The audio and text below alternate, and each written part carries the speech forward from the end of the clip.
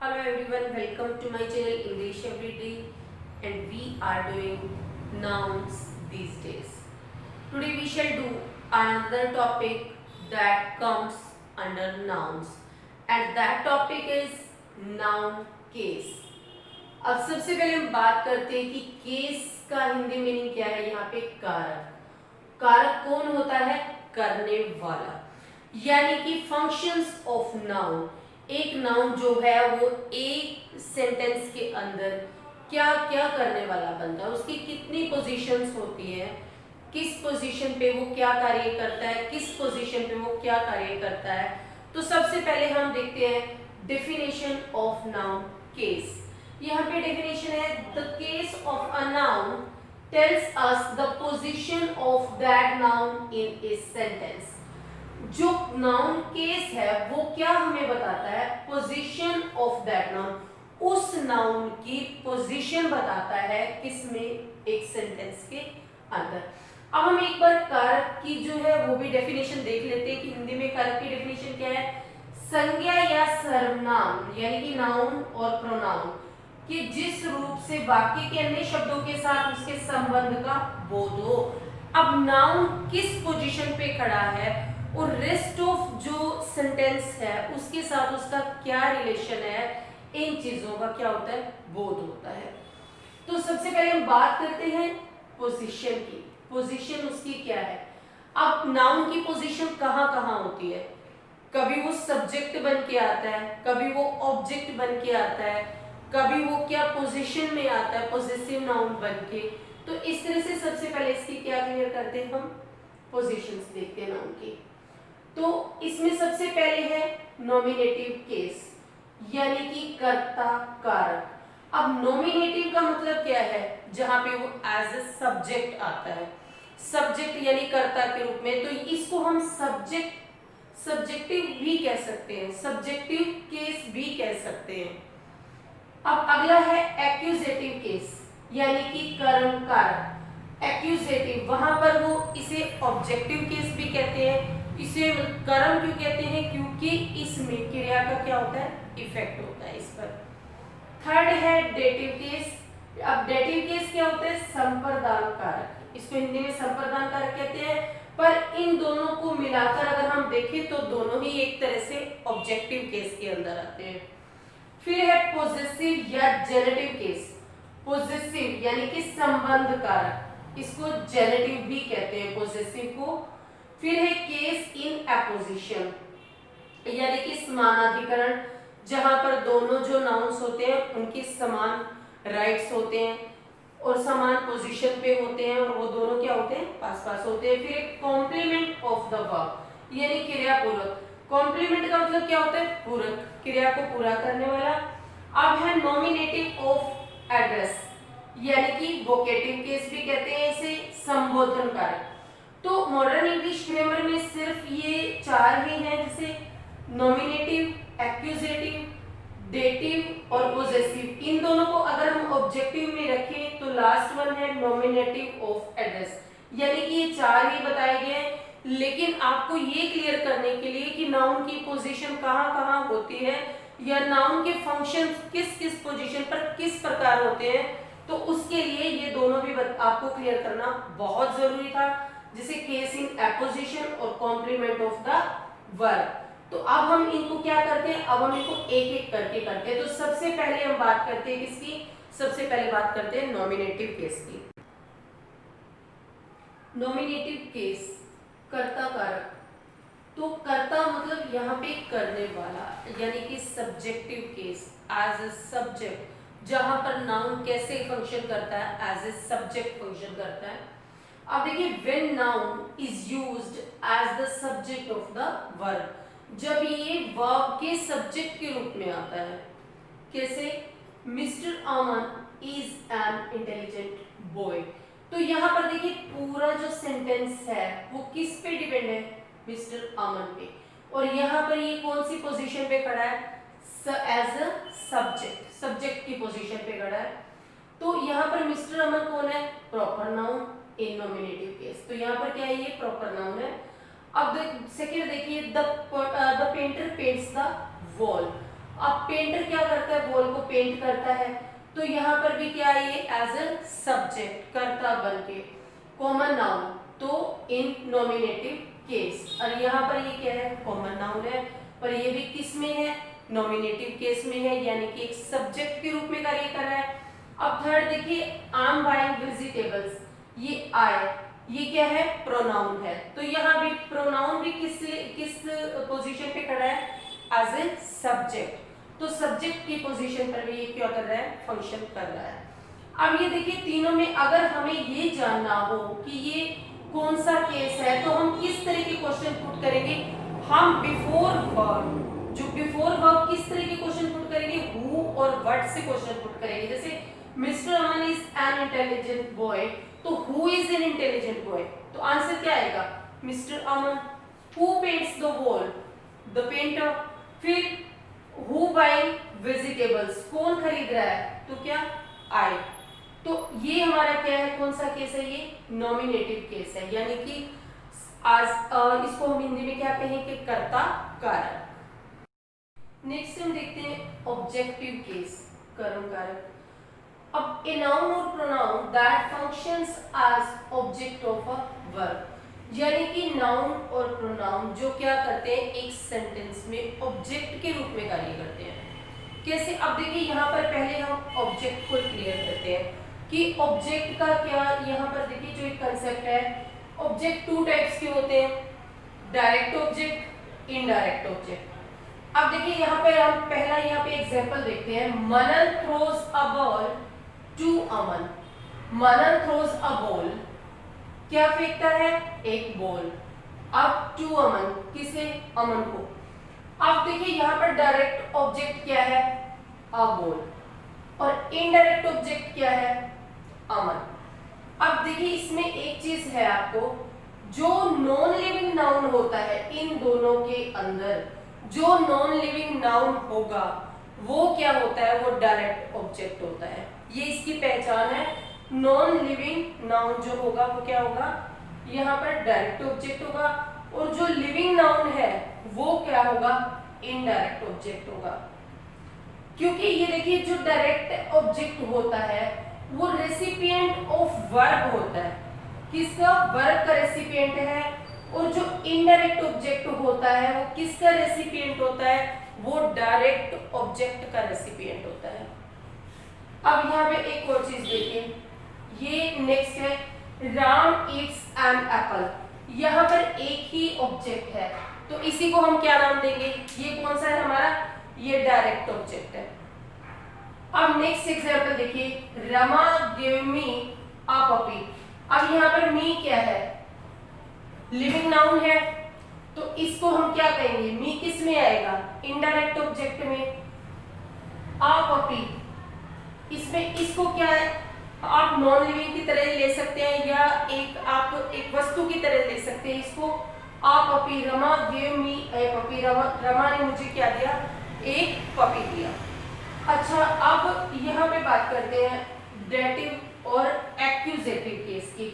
अब देखिए accusative case क्या होता है, इसको भी कर्म कारक बोलते हैं, और डेटिव केस जो होता है इसको हम बोलते हैं संप्रदान कारक। अब जैसे देखिए, अब डेटिव केस को पहले लेते हैं, इसमें वे noun is in dative case when it is used as an indirect object. तो डेटिव केस किसे कहते हैं, यहाँ पर नाउन क्या होता है, एक इनडायरेक्ट ऑब्जेक्ट के रूप में यूज होता है। और एक्यूजेटिव केस किसे कहते हैं, ऑब्जेक्टिव और एक्यूजेटिव ये सेम होते हैं। इसमें क्या होता है, a noun is in the accusative case when it is used as a direct object, जब ये एक डायरेक्ट ऑब्जेक्ट की तरह यूज होता है।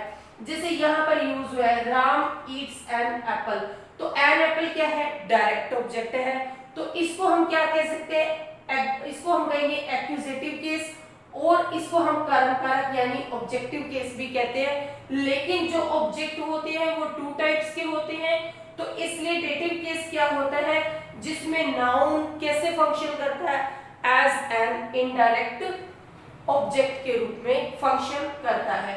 अब हम देखते हैं नेक्स्ट हम देखते हैं पोजेसिव और जेनेटिव केस, इसको हम कहते हैं संबंध कारक यानी कि रिलेशन। अब देखिए द केस ऑफ राइट और रिलेशन, यानी कि एक नाउन का दूसरे नाउन पर हक या फिर संबंध, दो नाउन्स का मतलब a relation between two nouns, इसमें दो नाउन्स के बीच में एक रिलेशन होता है, इसलिए इसको पोजेसिव, पोजेसिव का मीनिंग ही क्या होता है, अधिकार, अधिकार जताने वाला या जेनेटिव केस। और इसका वैसे कारक के रूप में हम देखें तो इसको कहते हैं संबंध कारक। अब देखिए रमेश वाइफ, रमेश की वाइफ, मोहन सीट, मोहन की सीट, टेबल्स कॉर्नर, लेकिन ये वाला जो हमारा ये रिलेशन है ये गलत है, क्योंकि कभी भी पॉजिटिव केस में जो नाउन प्रयुक्त हुई है वो नॉन लिविंग नहीं होती। कैसे देखिए, when a noun shows it's relation with और पोजीशन ऑन अनदर नाउन, जिसके साथ जैसे क्या होता है एक रिलेशन या अधिकार जताना। अब जिस नाउन के साथ अपोस्ट्रोफी का प्रयोग होता है, किस नाउन के साथ यहाँ पे हो रहा है, रमेश के साथ हो रहा है, फिर मोहन के साथ हो रहा है, तो जिसके साथ भी अपोस्ट्रोफी एस का प्रयोग होता है या फिर ऑफ लग जाता है, जैसे फादर ऑफ मोहन, दोनों में रिलेशन बताने के लिए, तो वो उस नाउन को क्या कहते हैं, पॉजिटिव केस कहते हैं। उसे क्या होता है पॉजिटिव इन केस। जैसे यहाँ पर देखिए पॉजिटिव केस में कौन से नाउन यहाँ पे प्रयुक्त हुए हैं, रमेश और मोहन। तो अब हम देखते हैं नेक्स्ट है केस इन अपोजिशन। यहाँ पर देखिए अपोजिशन का मीनिंग होता है having near, means close, close in relation. अब देखिए यहाँ पर when two nouns refer to the same person or thing, जब दो नाउन होते हैं वो एक ही पर्सन, एक ही व्यक्ति या वस्तु को क्या करते हैं, स्पष्ट करते हैं, तो वहां पर क्या होता है, केस इन अपोजिशन होता है। कैसे, जैसे यहाँ पे एग्जांपल 1 देखिए, Ram his brother is an honest man. देखिए राम जो उसका भाई यानी कि उसका भाई राम क्या है, एक ईमानदार आदमी है। तो राम और हिज ब्रदर ये दोनों किसके, एक ही व्यक्ति के बारे में बात कर रहे हैं। तो जो सेकेंड वाला नाउन है यहाँ पे हिज ब्रदर जो है वो पहले वाले नाउन का केस इन अपोजिशन है, यानी कि हिज ब्रदर जो है वो राम का केस इन अपोजिशन है। जैसे सेकेंड देखिए, Hari his son is a naughty boy, Hari जो है उसका लड़का वो क्या है, एक शरारती बच्चा है, ये शरारती लड़का है। हरि हिज सन यानी कि उसका बेटा जो हरि है वो क्या है, एक शरारती लड़का है। तो दोनों ही किसके बारे में बात कर रहे हैं, उसके बेटे के, या मतलब हरि के बारे में बात कर रहे हैं जो क्या है उसका बेटा है, यानी कि बेटा और हरि दोनों एक ही व्यक्ति हैं। तो जो बेटा है यानी कि हिज सन है वो हरि का केस इन अपोजिशन है। थर्ड देखिए, Sita her daughter is an intelligent girl. तो अगेन क्या है, हर डॉटर जो है वो सीता की केस इन अपोजिशन है। तो यहाँ पे हम दोबारा देखते हैं क्या है, हिज ब्रदर हिज सन हर डॉटर, ये केस इन अपोजिशन है किसके, मेन सब्जेक्ट्स के। मेन सब्जेक्ट यहाँ पे कौन है, राम, हरि और सीता। अब हम करते हैं यहाँ पे नेक्स्ट वन। नेक्स्ट है कॉम्प्लीमेंट ऑफ द वर्ब। अब यहाँ पर देखिए कॉम्प्लीमेंट का अर्थ क्या होता है, पूरक। पूरक क्या होते हैं, पूरा करने वाले।